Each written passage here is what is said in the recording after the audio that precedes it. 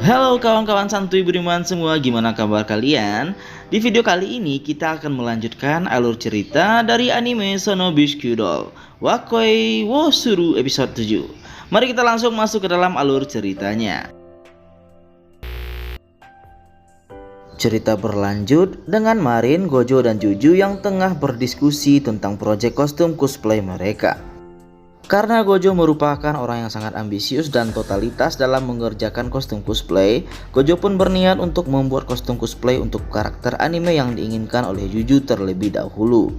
Akan tetapi setelah mengetahui jumlah episode dari anime yang Gojo tonton sebanyak 126 episode, tentunya Gojo sangat kaget. Namun karena ketotalitasannya dalam membuat kostum cosplay, Gojo pun siap untuk membuat itu semua. Scene berganti dengan diperlihatkannya Gojo yang mengunjungi kediaman Marin. Alasan Gojo datang ke rumahnya Marin adalah karena Marin memiliki semua DVD dari anime yang ingin Gojo tonton.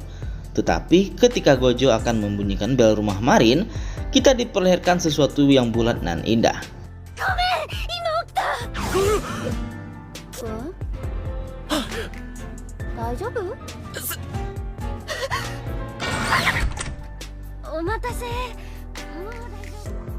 Pada awalnya Marin tidak terlalu memikirkan apa-apa, tetapi karena Marin terbawa suasana ketika menonton anime, Marin pun baru sadar kalau dia sekarang sedang menonton bersama dengan Gojo dan hanya berdua saja.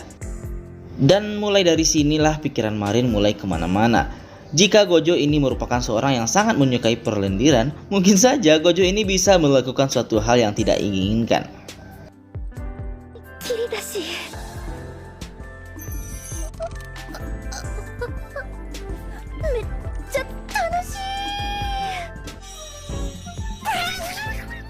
Ketika Marin sedang membayangkan Gojo, tiba-tiba di tengah lamunannya Marin merasakan kelaparan. Gojo yang mengetahui kalau Marin sedang merasa kelaparan berniat untuk membelikan makan untuk Marin. Marin yang tidak ingin Gojo untuk pergi dari hadapannya menolak itu dan berniat untuk memasak untuk Gojo. Meski awalnya Gojo sempat ragu kepada Marin, tetapi ketika Gojo melihat kesemangatannya Marin dalam memasak, pada akhirnya Gojo pun mengiyakannya. Dan dari sinilah kita diperlihatkan Marin yang seperti keibuan, yang tidak kalah cantik dan imut dari versi Marin yang lainnya. Di sini Marin berniat untuk membuatkan omelet yang bertuliskan love kepada Gojo. Meskipun pada akhirnya kita tahu bahwa omelet yang dibuat oleh Marin gagal, tetapi Gojo tetap memakan masakan yang telah dibuat oleh Marin dengan lahap dan juga memuji cita rasa makanan tersebut. Marin yang mendengar hal tersebut merasa sangat senang dan makin tambah cinta dengan Gojo. Meskipun Gojo menganggap masakan Marin ini adalah nasi goreng bukan omelet.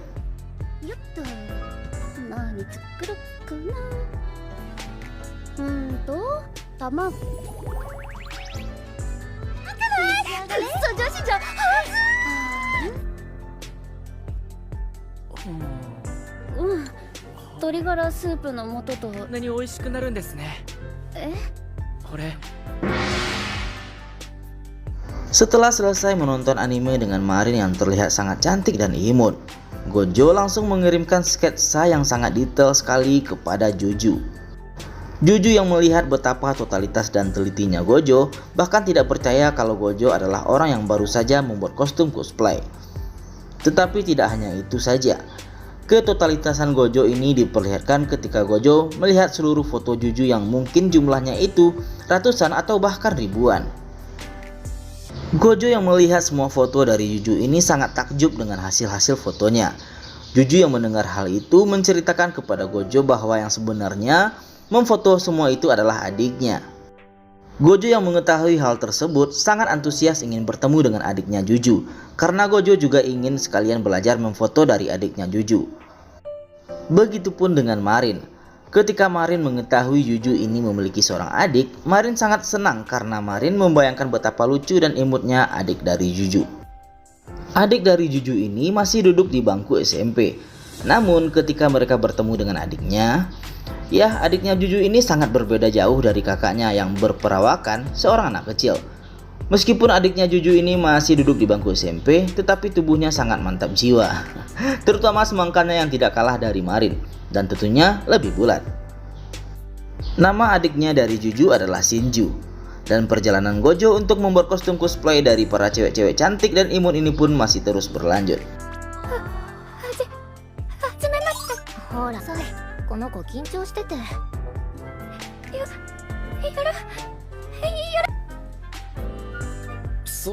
中学生？中学生でそんなあんの？ 164 センチ。いいなあ。そっちだった。 Cerita berlanjut dengan diperlihatkannya Gojo dan Marin yang masih berbicara banyak hal tentang cosplay dengan Shinju. Shinju merupakan adik kandung dari Juju.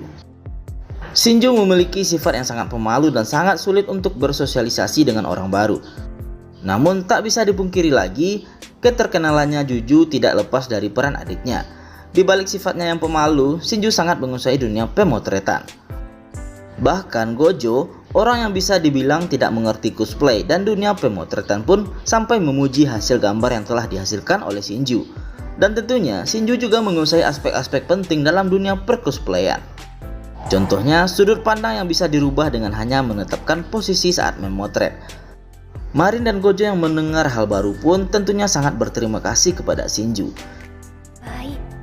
背景をぼかしてレイヤーさんをやりシャッタースピードを操作すればいいな。マジ楽しそう。はい、もっと上手に、もっと見るね。はい、っていうかやりたくならない？超可愛いし。私新地か。はい、いいな。私も綺麗な背景ボケ撮り。 Setelah pembicaraan yang cukup panjang, Juju dan Shinju pun mengajak Marin dan Gojo untuk survei tempat secara langsung yang nantinya akan menjadi lokasi tempat pemotretan cosplay mereka. Yang dimana tempat yang dimaksud tersebut adalah rumah sakit yang sudah tidak terpakai lagi. Singkat cerita, mereka pun telah sampai di rumah sakit yang akan mereka gunakan sebagai lokasi pemotretan. Marin dan Juju senang-senang saja saat sampai di rumah sakit yang terbengkalai ini. Tapi tidak dengan Juju, di mana Juju takut dengan tempat gelap dan terbengkalai ini. Gojo yang melihat Juju sedang ketakutan pun menawarkan dirinya untuk menggantikan Juju dalam mensurvei tempat. Sedangkan Juju bisa menunggu di lobi saja. Tetapi dengan tekad yang kuat dia menolak itu semua. Karena bagaimanapun Juju ini harus tahu tempat yang cocok untuk dijadikan tempat pemotretan. Lalu kita diperlihatkan pada masa lalunya Juju. Dulu saat kecil Juju memiliki cita-cita untuk menjadi seorang gadis penyihir. Alasan Juju untuk menjadi seorang penyihir adalah karena menurutnya seorang penyihir itu merupakan sosok yang paling keren di matanya. Meskipun seorang gadis penyihir memiliki perawakan yang imut, namun seorang penyihir memiliki kekuatan yang luar biasa dan bisa mengalahkan musuh-musuhnya yang berbadan lebih besar darinya. Akan tetapi seiring bertambahnya usia, Juju pun mulai sadar bahwa gadis seorang penyihir itu tidaklah nyata. Sosok yang selalu dikagumi dan dicita-citakannya hanyalah hiburan semata yang ada di televisi. Tetapi ketika Juju melihat kostum seorang gadis penyihir, Juju pun baru sadar bahwa ia bisa menjadi gadis penyihir hanya dengan menggunakan kostumnya saja. Walaupun Juju membeli baju yang kebesaran, tetapi momen-momen itulah yang paling membahagiakan bagi Juju. Gojo yang mendengar curhatan dari Juju pun langsung bertanya kepada Juju, kenapa Juju memintanya untuk membuatkan sebuah kostum cosplay? Sedangkan di luar sana masih banyak yang bisa membuat kostum cosplay yang jauh lebih mahir dibandingkan dengan Gojo. Juju yang mendengar perkataan Gojo pun lalu menjawab. Yang dimana inti jawabannya itu adalah Juju sangat iri kepada Marin yang bisa menggunakan kostum seindah itu. Serta Juju juga mengatakan bahwa ia sangat jatuh cinta dengan kostum yang telah dibuat oleh Gojo. Gojo yang mendengar perkataan dari Juju sontak teringat kembali ke masa kecilnya, yang dimana Gojo sangat terpesona dengan boneka Hina buatan kakeknya sendiri. Gojo yang merasa boneka Hina yang ada di depannya ini adalah seni yang paling indah yang pernah ia lihat. Oleh karena itu, Gojo yang tidak kuasa menahan air matanya dan berterima kasih yang sebanyak-banyaknya kepada Juju. Akan tetapi, karena Juju ini dari kecil sekolah di sekolah khusus wanita, Juju pun pingsan karena pertama kalinya Juju bersentuhan dengan seorang laki-laki.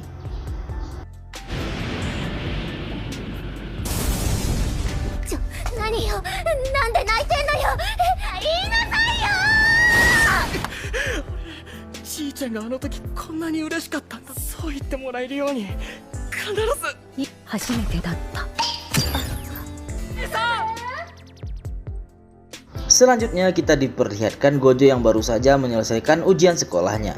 Tiba-tiba dengan sangat mendadak Marin mengajak Gojo untuk pergi ke pantai. Pada awalnya Gojo menganggap Marin dan dirinya akan melakukan survei lokasi untuk melakukan pemotretan selanjutnya. Tetapi Marin menyangkal itu semua dan mengatakan bahwa kali ini mereka benar-benar datang ke pantai hanya untuk liburan, untuk melepas penat sehabis ujian. Pada awalnya Gojo sempat merasa agak kesal kepada Marin, tetapi karena udah terlanjur berada di pantai, Gojo cuma menikmati suasana pantai aja. Lalu diperlihatkan Gojo dan Marin yang sedang bersenang-senang di pantai layaknya sepasang kekasih.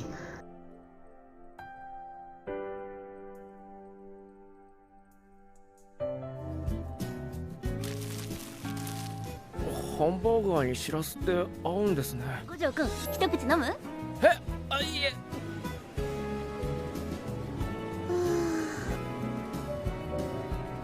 よしこりゃー見て見て見てます。早く早く。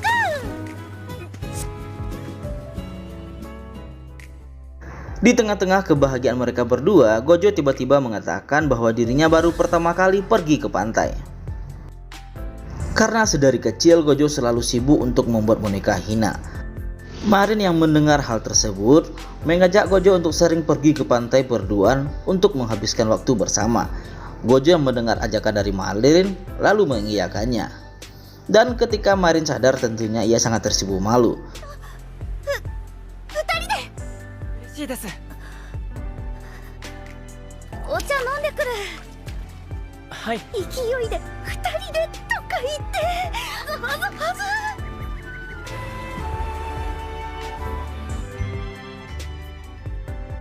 Cerita berlanjut dengan diperlihatkannya kostum cosplay Juju dan Marin yang sudah jadi. Untuk langkah terakhir, Gojo akan menghias wajah Marin agar dia terlihat lebih mirip dengan karakter yang akan di cosplay. Karena Gojo telah dapat ilmu dari Juju dan juga Shinju, Gojo pun langsung mempraktekannya ke Marin. あなたファンデーションはこの色しか。いいじゃん、使おうよ。目尻から斜め上。仲間だった私。 Marin sangat mirip dengan karakter yang akan di cosplay. Tapi ketika Marin dan Juju akan melakukan pemotretan, seketika turun hujan yang sangat deras dan membuat Marin sedikit kecewa. Tapi karena Marin sedang memakai pakaian yang di-cosplaykannya dan Juju pun juga memakai pakaian cosplay, Marin mengambil kesempatan itu untuk sesi foto berdua dengan Juju. Saat mereka berfoto, tiba-tiba datang seorang laki-laki misterius yang datang bersama dengan Gojo. Cerita flashback ketika diperlihatkan Shinju yang sedang berbicara dengan Gojo, yang dimana pembicaraan tersebut adalah Shinju sebenarnya ingin melakukan cosplay, juga sama seperti kakaknya. Akan tetapi Shinju merasa takut karena jika ia cosplay, ia akan dibenci oleh kakaknya.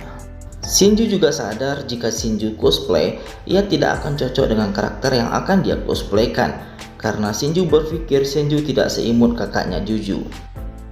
Oleh karena itu, keinginan Shinju untuk menggunakan kostum cosplay pun selalu dipendamnya seorang diri.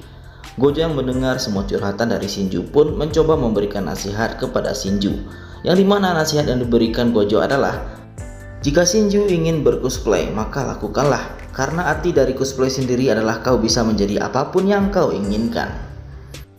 Gojo pun berjanji kalau dia akan membantu Shinju nantinya. Perihal kakaknya, Gojo akan berusaha meyakinkan Juju untuk tidak membenci adiknya ketika Shinju bercosplay nanti. Shinju yang mendapat nasihat dari Gojo pun pada akhirnya tersadar dan akan mencoba melakukan cosplay. Tetapi ketika Gojo bertanya karakter apa yang akan dilakukan cosplay oleh Shinju, Shinju mengatakan kalau dia ingin mengcosplay karakter laki-laki. Gojo yang mendengar itu pun sedikit kaget karena Shinju yang memiliki dada yang besar ingin cosplay menjadi seorang laki-laki. Namun permasalahannya di sini adalah karena Shinju yang masih duduk di bangku SMP, dia tidak memiliki cukup uang saku untuk membeli bahan untuk membuat baju cosplay. Pada awalnya Shinju merasa putus asa karena keuangannya yang terbatas. Akan tetapi Gojo baru ingat kalau seragam yang digunakan oleh karakter yang akan di cosplay oleh Shinju sangat mirip dengan seragam sekolah Gojo. Scene berganti kepada Shinju yang tengah mencoba seragam dari Gojo. Karena memiliki dada yang besar, baju tersebut tidak dapat menampung kebesaran yang dimiliki Yuju, hingga membuat kancing baju tersebut terlepas.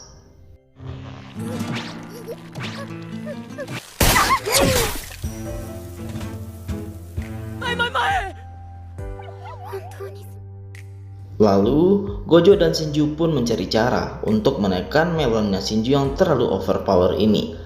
Setelah melakukan berbagai cara, tetap aja melon Shinju ini yang oversize itu tidak bisa ditutupi. Untungnya, Gojo dan Shinju menemukan sebuah alat yang berguna untuk menekan melon Shinju yang besar itu. Dan pada akhirnya, cara itu pun berhasil, dan Shinju pun bisa mengcosplay karakter kesukaannya. Scene pun berganti ketika Shinju yang terlihat gugup di depan kakaknya. Yang prasangka awal kakaknya tidak akan suka, tapi di sini malah Juju sangat kagum dengan cosplay Shinju. Dan reaksi yang sama pun ditunjukkan oleh Marin yang juga terlihat kagum dengan cosplay Shinju. Lalu mereka berempat pun melakukan foto bersama. Terlihat sesi foto-foto yang begitu bahagia. Setelah selesai melakukan sesi pemotretan, Juju menghampiri Gojo untuk mengucapkan terima kasih karena telah mendandani adiknya yang memiliki melon besar dan menjadi seorang laki-laki yang keren. Gojo yang mendengar ucapan terima kasih dari Juju pun lantas tersenyum tipis dan mengucapkan kalimat, pasti rasanya sulit untuk mengatakan hobi atau kesukaan kita kepada orang lain. Dan tentunya untuk mengungkapkan itu semua memerlukan keberanian yang besar. Yang artinya Gojo sama sekali tidak menanamkan rasa kepercayaan diri kepada Shinju. Akan tetapi, rasa kepercayaan diri dan kemauan itu semua datang dari diri Shinju sendiri. Juju yang mendengar kata-kata motivasi dari Gojo pun jadi tersentak dan tersipu malu. Di sisi lain, kita diperlihatkan Shinju yang mengambil foto cosplay Marin. Akan tetapi, melon Shinju yang sudah ditekan itu pun tetap menyembul keluar. Shinju-chan?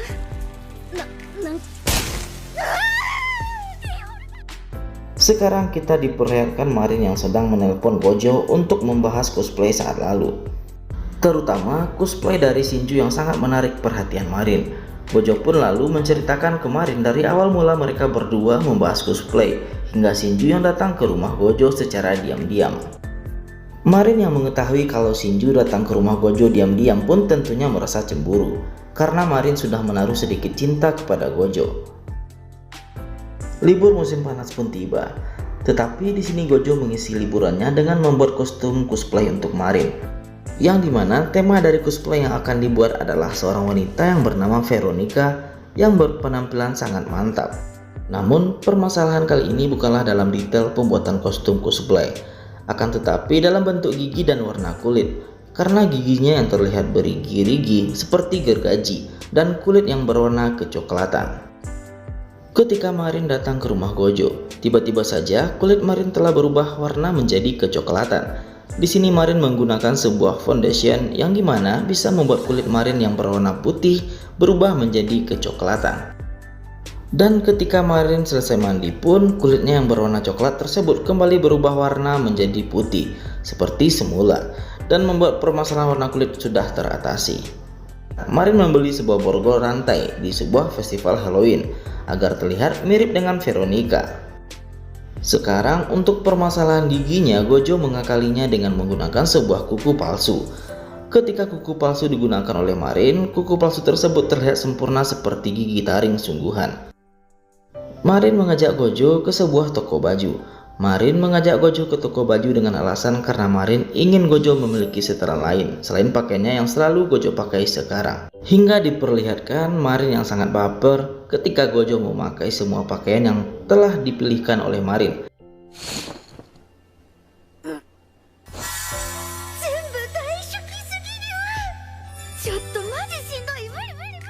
Karena Gojo merasa sangat tidak nyaman memakai baju selain yang selalu ia gunakan, akhirnya Gojo pun tidak jadi membeli satupun pakaian. Di sini Gojo juga meminta maaf kepada Marin karena saat melakukan pemotretan selanjutnya Gojo tidak bisa untuk menemani Marin. Marin yang mendengar hal tersebut pun kaget karena Marin merasa tidak bisa bercosplay jika tidak ada Gojo di sisinya. Oleh karena itu suasana pun menjadi sedikit canggung. Di sini Gojo meluruskan kesalahpahaman yang terjadi di antara mereka berdua, yang mana alasan Gojo tidak ikut datang ke pemotretan selanjutnya adalah karena kostum cosplay yang dari Veronica ini terlalu terbuka, terutama di bagian dadanya. Marin yang mendengar semua itu pun sontak tertawa dan merasa lega. Karena Marin berpikir Gojo sudah tidak mau lagi menjadi partner dari Marin. Lalu Marin membisikkan sesuatu yang membuat wajah Gojo memerah.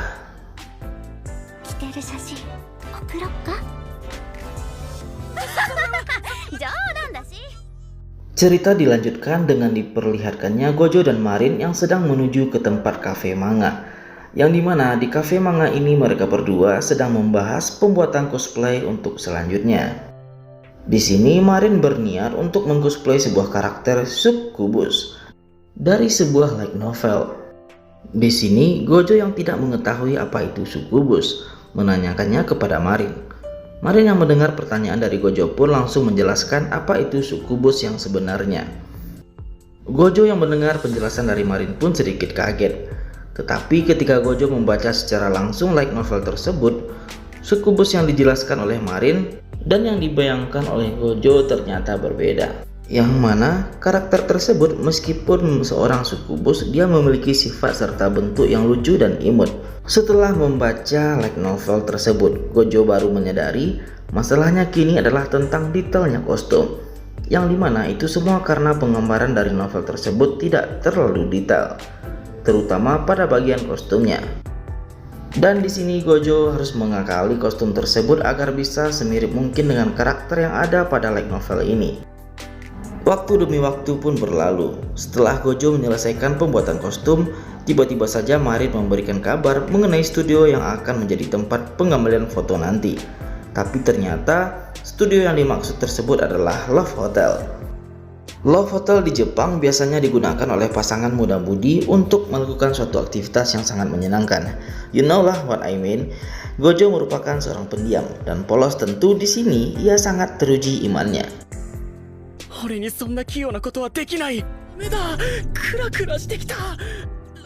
Namun di sini Gojo harus profesional. Sebagai seorang fotografer, saat Gojo pikirannya telah sampai kemana-mana, tiba-tiba saja di sini Marin telah memakai kostum cosplaynya.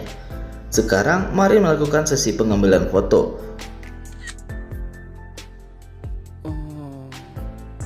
Saat akan melakukan pengambilan foto terakhir Marin,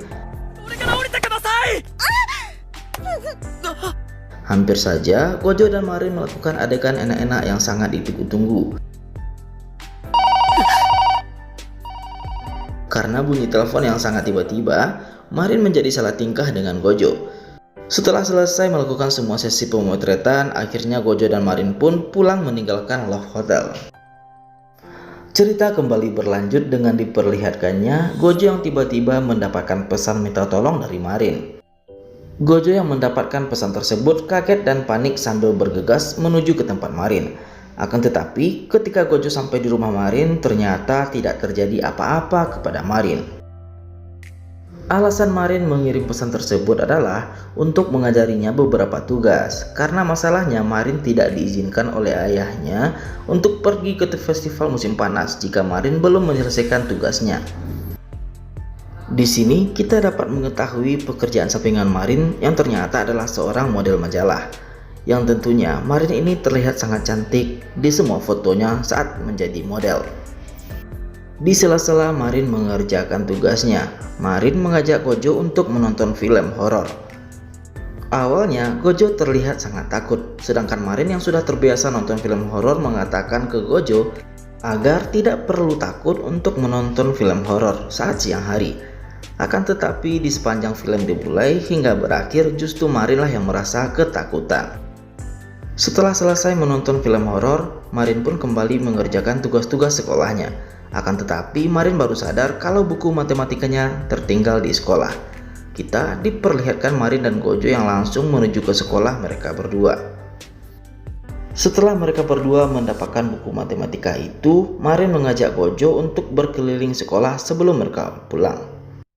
Hingga tibalah mereka di sebuah kolam berenang. Tiba-tiba saja Marin terpeleset dan hampir tenggelam jika tidak diselamatkan oleh Gojo. Di sini kita bisa mengetahui impian Marin yang sebenarnya, yang mana impian Marin adalah meskipun tidak bisa berenang, Marin sangat ingin sekali untuk pergi ke laut. Gojo yang mengetahui impian Marin itu, ia hanya bisa tersenyum dan mengatakan tidak ada yang salah dengan impian Marin itu. Karena Gojo pun hampir sama dengan Marin. Meskipun Gojo tidak bisa melukis, akan tetapi Gojo sangat suka melukis boneka Hina dan memiliki cita-cita ingin menjadi seorang pengrajin boneka Hina yang hebat, sama seperti kakeknya. Waktu pun berlalu. Kini kita diperlihatkan Gojo yang tengah menunggu Marin untuk pergi ke festival musim panas bersama. Hingga tiba-tiba saja Marin datang dan terlihat sangat cantik dan kawaii. Hal itu membuat Gojo tidak bisa memalingkan pandangannya dari Marin yang sangat kawaii ini. Marin yang mengetahui Gojo menyukai penampilannya pun juga tersipu malu. Sekarang, Gojo dan Marin menghabiskan malam festival musim panas berdua saja, layaknya sepasang kekasih. Sekarang tibalah kita di puncak acara festival musim panas, yang mana puncak acaranya itu adalah pesta kembang api. Gojo yang melihat keindahan kembang api merasa tidak percaya karena ia bisa pergi ke festival musim panas bersama Marin.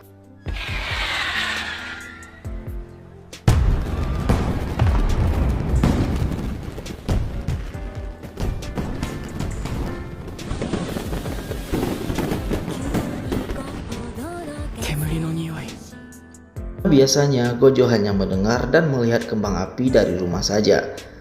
Di tengah kemeriahan pesta kembang api, kita diperlihatkan Gojo dan Marin saling baper. ブルーハワイ食べると一発いつもこんな目線花火出すと半端なかった来年は岩槻の花火大会も行こうね Setelah menghadiri pesta kembang api, kini kita diperlihatkan Gojo yang baru saja akan tidur. Tiba-tiba saja mendapatkan telepon dari Marin yang mana Marin ini minta ditemani oleh Gojo karena merasa ketakutan setelah menonton lanjutan film horor. Gojo yang mendengar permintaan Marin pun mengiyakannya. Hingga Gojo benar-benar tertidur. Marin yang mengetahui Gojo yang sudah tertidur pun mengatakan sebuah kalimat. 好きだよ Ya, Marin mengatakan kalau dia benar-benar mencintai Gojo. Tapi percuma saja karena di sini Gojo sudah tertidur lelap. Dan membuat perkataan tersebut tidak diketahui oleh Gojo. Dan anime dari Shinobi Squidward wa Koi wo Suru pun berakhir. Thank you and see you.